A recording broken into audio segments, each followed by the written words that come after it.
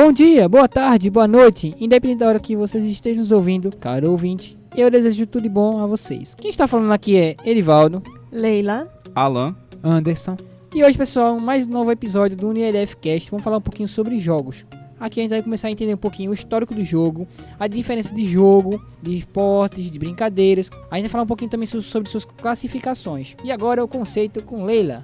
Então, o jogo é uma atividade que pode ser física ou intelectual, ou que trabalha as duas coisas. Também integra um sistema de regras e limites de tempo e espaço, e define um indivíduo ou um grupo como um vencedor e outro perdedor, ou todos vencedores, como é o caso dos jogos cooperativos, de alguns tipos. Bem, pessoal, de acordo com o Coletivo de Autores, 1992, o jogo é uma invenção do homem. O ato em que suas intencionalidades e curiosidades resultam num processo criativo para modificar, imaginar a realidade e o presente. Caracteriza-se também pela espontaneidade, flexibilidade, descompromisso, criatividade, fantasia e expressividade, representadas de diversas formas, próprias de cada cultura. Ou seja, é um momento de lazer em que o ser humano ele consegue se desprender-se da realidade, trabalhando na sua imaginalidade. E com isso, pessoal, vai suprir as suas necessidades emocionais, culturais e muito mais. Ou seja, o homem ele fica mais liberto. E com isso ele vai ter aquela possibilidade de ser uma pessoa mais criativa, uma pessoa mais amigável e várias outras situações que de certa forma afetam o lado positivo da personalidade humana. E com isso, pessoal, a gente pode observar a diferença de jogo e esporte. É comum utilizarmos o termo jogo e esporte para designarmos as mesmas atividades. Contudo, o jogo e o esporte são atividades diferentes. São fenômenos construídos historicamente de maneiras diferentes. Apesar de ser parecidos, o esporte é considerado uma prática social que institucionaliza temas lúdicos da cultura corporal, projetando-se numa dimensão complexa de fenômeno que envolve códigos, sentidos e significados da sociedade que o cria e o pratica. Taffarel et al. 1992. Bem, pessoal, e com isso a gente pode observar que o jogo ele se caracteriza por ter regras flexíveis. A diferença já aqui no esporte possui regras institucionais e confederações que fazem com que essas regras elas passam a valer de verdade. Já também no jogo, pessoal, a gente pode ver a relação da flexibilidade das regras, da fantasia, e no qual o esporte ele se caracteriza pela busca, pela competição, pelo alto rendimento e o desenvolvimento das habilidades motores específicas. E agora eu vou falar a diferença entre jogos e brincadeiras. A diferença entre os jogos e brincadeira é que a brincadeira é mais livre, espontânea e não possui regras. Com a prática dos jogos e brincadeiras, as crianças ampliam o conhecimento sobre si e quem está à sua volta. Ela favorece o desenvolvimento cognitivo, físico, social, afetivo, moral e descobrem e agem com regras, entre outros pontos positivos. E com isso, pessoal, a gente falou um pouquinho sobre o conceito de jogo e as suas diferenças de jogos e esportes, jogos e brincadeiras. E agora eu vou falar um pouquinho sobre a história do jogo. Os jogos existem desde a pré-história. E com isso, pessoal, a gente pode observar que ele vem como uma forma de manifestação da cultura dos povos da Ásia, na América, na pré-Colômbia, na África, no Oceano Pacífico.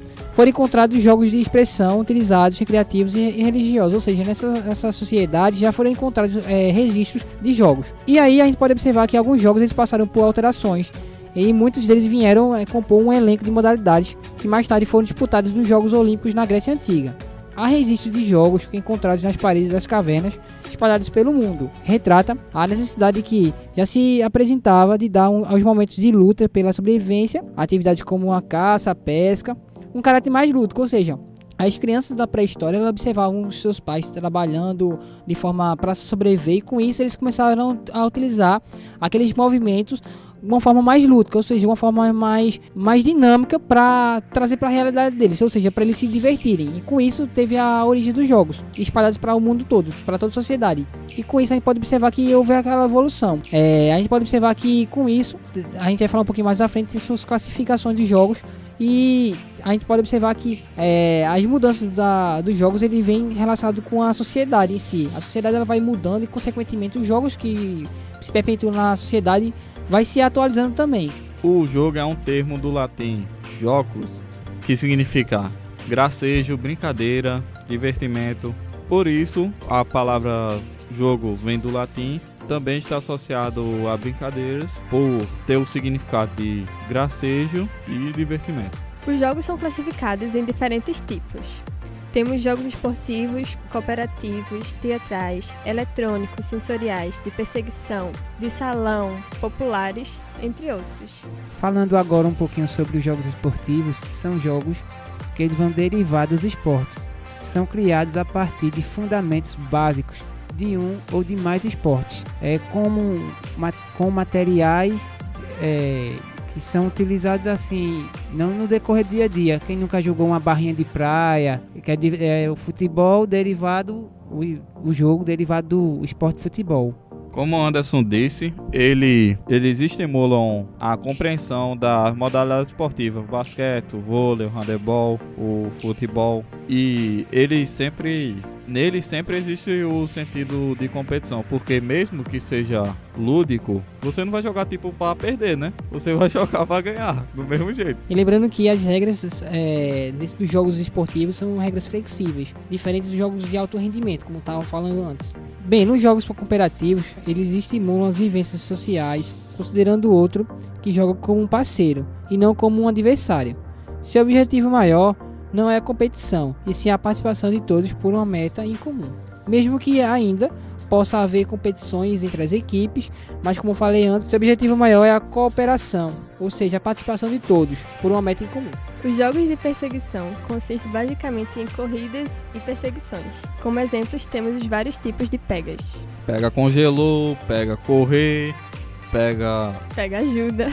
Pega com bola. E diversos outros. Os jogos sensoriais têm como objetivo estimular os 5 sentidos, ou seja, visão, audição, paladar, tato e olfato. Os jogos eletrônicos estimulam a comunicação e a interação através de um aparelho tecnológico. Seja ele você se comunicando com a pessoa ao seu lado, ou seja ele você se comunicando na web, como é muito comum em jogos como CS, GTA, o Free Fire que tá todo mundo jogando agora, o Ludo, que a gente tá muito viciado no Ludo agora. Claro que estão falando jogados em celular e em aparelhos eletrônicos. Isso seriam os jogos eletrônicos. Os jogos teatrais estimulam a imaginação, a comunicação e a representação, que é muito interessante jogar, assim, principalmente com amigos, como a gente apresentou até um trabalho há algumas semanas atrás que foi bem divertido. Umas pessoas tiveram que criar situações inusitadas a partir de tal história. É bem interessante se jogar. Foi verdade. E foi algo muito interessante. E em relação também à estimulação da imaginação da gente também, eu acho que é uma das ferramentas muito importantes, que ela vai gerar um estímulo pra gente tentar representar aquela imagem, aquela situação que foi representada, pra gente tentar transpassar não só pela linguagem, a nossa linguagem verbal, mas sim a nossa linguagem corporal. Eu acho que é algo muito interessante para todos nós. Inclusive, ele também faz com que a gente perceba a importância da nossa percepção, em que a nossa capacidade de criatividade, a nossa capacidade de conseguir se adaptar a situações diferentes, e muitas vezes o papel que a gente interpreta são bem diferentes de nossa personalidade, e é um desafio muito interessante que nós jogássemos. Dando continuidade, chegamos agora aos jogos de salão. Os jogos de salão são jogos de tabuleiro ou mesa que utilizam peças para representação dos jogadores. Possuem regras pré-determinadas. O objetivo do jogo de salão caracteriza pela utilização de raciocínio lógico e de estratégia. E a gente tem como exemplo o xadrez, o dominó, dama, quebra-cabeça também. Os jogos populares, também conhecidos como regionais ou tradicionais, estimulam a vivência e compreensão da cultura tradicional dos lugares. O conhecimento sobre esses jogos acontece de geração em geração e manifestam-se principalmente em quintais, nas ruas, nos pátios das escolas, entre outros lugares. Sendo assim, os jogos populares têm várias denominações, inclusive de acordo com o lugar que é praticado, e até em outros países, como por exemplo a cabra cega, que na Alemanha é vaca cega e na Espanha galinha cega. E com isso, pessoal, a gente pode observar a relação da evolução que a gente pode observar hoje em dia, né? A tecnologia, ela tá muito avançada e o que afeta bastante a relação de jogos populares é a relação de que hoje em dia a gente pode observar que as crianças, elas não têm mais aquela finalidade de estar na rua, como ele está falando, brincar na rua, por vários motivos. E até mesmo às vezes você trabalhar com o professor de educação física, trabalhar jogos populares, chegar a fatos de que vamos trabalhar queimado, vamos trabalhar cabra cega, vamos trabalhar o pega-pega, e às vezes os alunos eles não sabem nem que jogo é esse, não tem um histórico. Vamos trabalhar barra-bandeira, não sabem nem o que é barra-bandeira. São situações meio complicadas, porque são jogos, pessoal, que são trabalhados passados de geração em geração, ou seja, com essa grande evolução na sociedade, a gente pode observar que infelizmente os jogos populares estão começando a se perder na sociedade com essas interferências. Em relação também, está falando sobre a relação dos espaços, porque as crianças não brincam mais na rua? Vários pontos.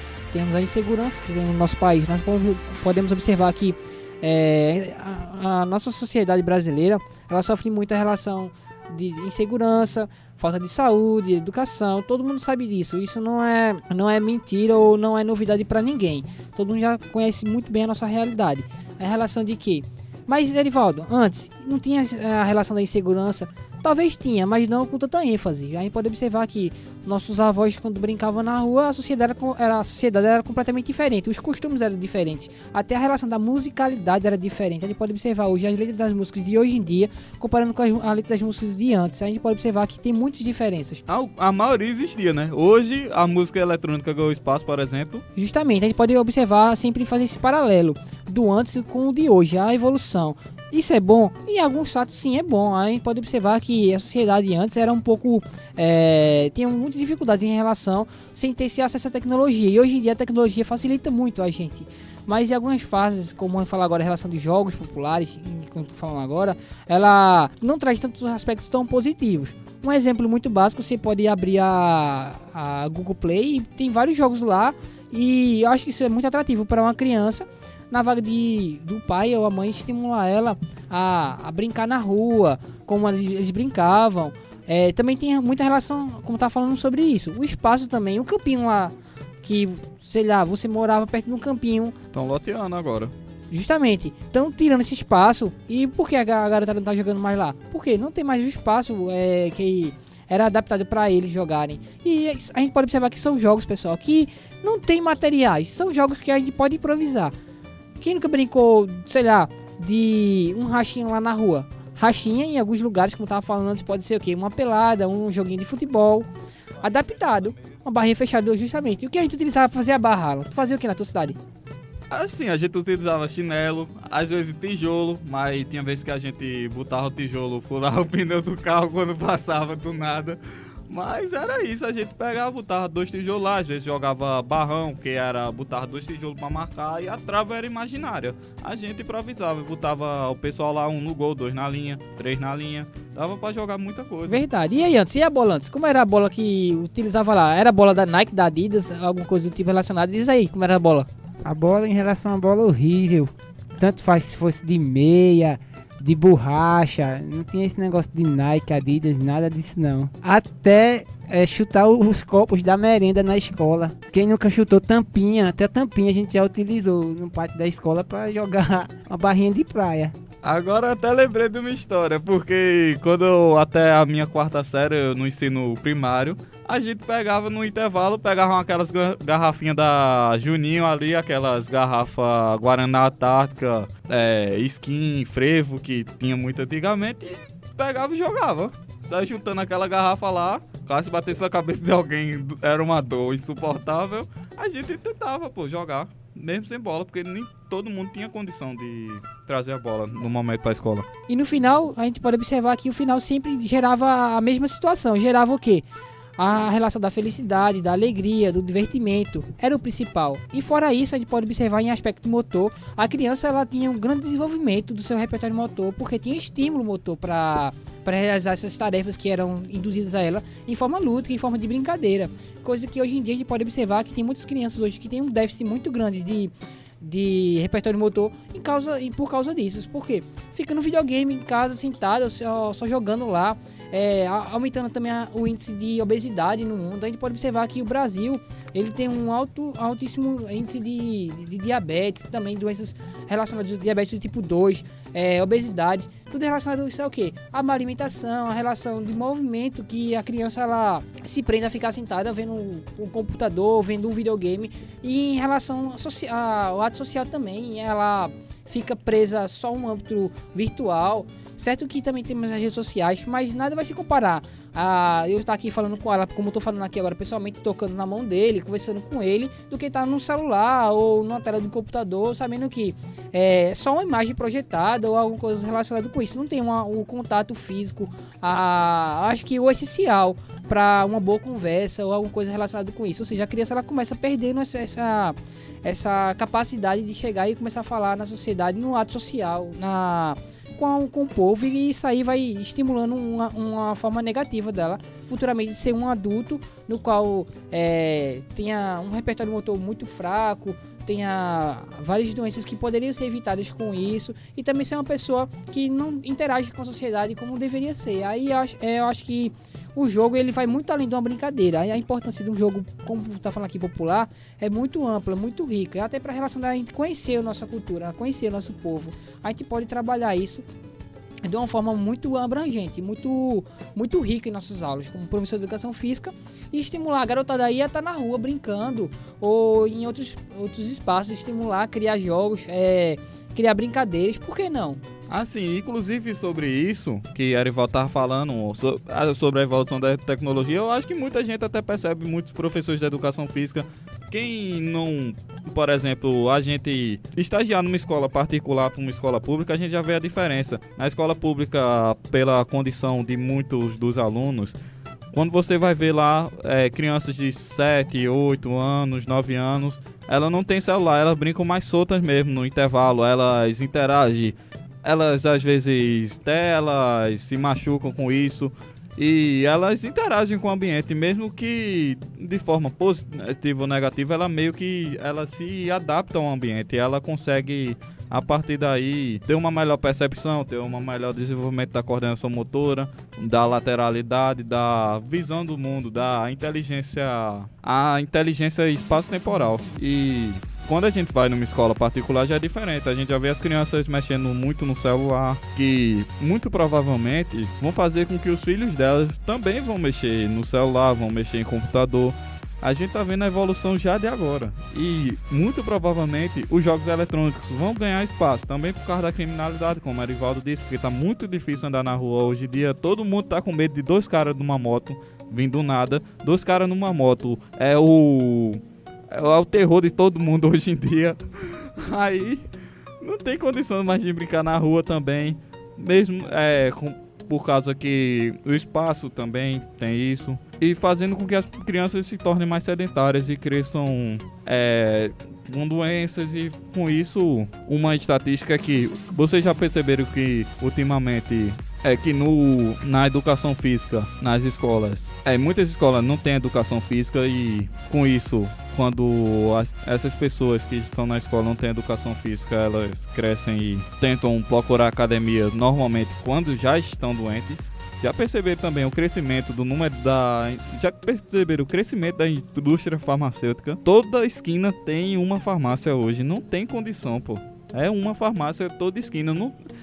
A gente fica pensando, como é que tem tanta gente doente assim? Não tem tanta gente doente, mas tem gente doente. A gente tá formando uma sociedade doente. E aí, pessoal, a gente pode observar a relação do papel do professor de educação física, que se faz muito presente em relação a isso, em trabalhar esses assuntos, como eu estava falando. Já que não dá para trabalhar na rua, tente improvisar, trabalhe na sua aula, professor de educação física. Não fique só trabalhando naquele quarteto mágico, handebol, futsal, esses esportes relacionados com isso, ou senão aquele queimário de sempre. Tente estimular, tente trazer dos alunos por pesquisas. Vamos montar um trabalho, vamos fazer o seguinte: cada aluno aqui vai na sua família, vai perguntar quais as brincadeiras que seus pais faziam quando eram novos, quando seus avós faziam quando eram mais novos, e com isso vai estimular os seus alunos a procurarem essas brincadeiras para começarem a compreender e entender um pouquinho sobre como era antes as brincadeiras e hoje em dia por que não estão praticando mais isso. Até porque, como eu estava falando, que o déficit de materiais praticamente são inerentes, não existem materiais apropriados para esses jogos, aí é tudo improvisado. E por que não trabalhar esses jogos? Como a gente pode observar, que eles trazem muitos benefícios, a não ser só os benefícios na área motora, mas sim em todo o repertório afetivo, social, cultural do ser humano. Eu acho que é a base para uma sociedade, como posso falar, uma sociedade sadia. Ao contrário, como ela estava falando, que hoje em dia a gente pode observar uma sociedade doentia em vários aspectos.